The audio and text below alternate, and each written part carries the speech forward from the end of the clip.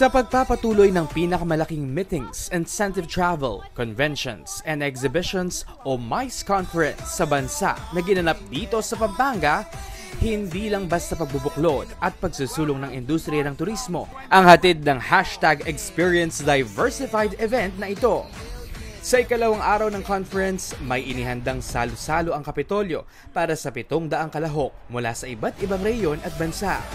Welcome to MICECon 2024! Welcome to Clark!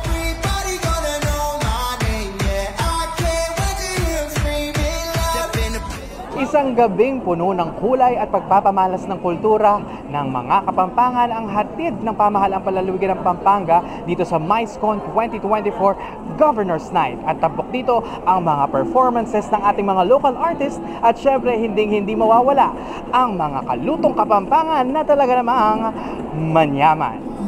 Full force ang lalawigan ng Pampanga sa pagtutulungan ng Sangguniang Panlalawigan, Arts, Culture and Tourism Office at Clark Development Corporation. Sa kanyang pambungad na pananalita, nagpahayag ng suporta at mainit na pagtanggap sa mga nakiisa sa programa si Vice Governor Lilia Nanay Pineda.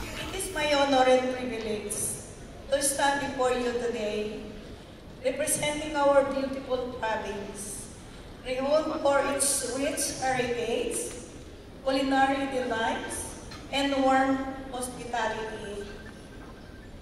I also bring to you the best wishes to the President of the Provincial Administration of the Province of Pampanga under the able leadership of Governor Dennis Pineda.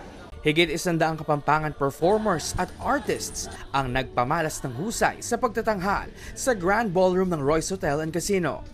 Umawit at umindak sa saloy ng musikang Kapampangan at ibinahagi ang kulturang sariling atin tulad ng mga kakayahan ng mga katutubo, world-class numbers ng artisan Tarita na nakagayak ng pidayin at ang aliw na hatid ng Aita Brothers. Hinara na rin ng celebrity balladeer na si Eric Santos ang mga MICECon delegates. Bilang isang culinary heartland naman ng bansa, mala fiestang buffet ang inihandog ng Kapitolyo para sa hapunan. Mula sa panimula, ensalada, sabaw, ulam, live station, breads, panghimagas, at inumin ng tunay na tatak Kapampangan. Kaya naman mapa Pilipino o banyaga, humanga sa mga kabalen at nahumaling sa ganda ng probinsya.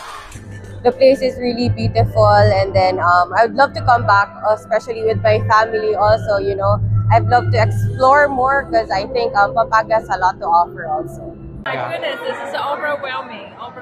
That's the best hospitality I ever seen in the world.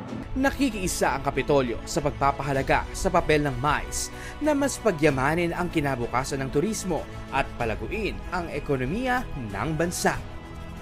Para sa Balita Pampanga, Gerald Glutton.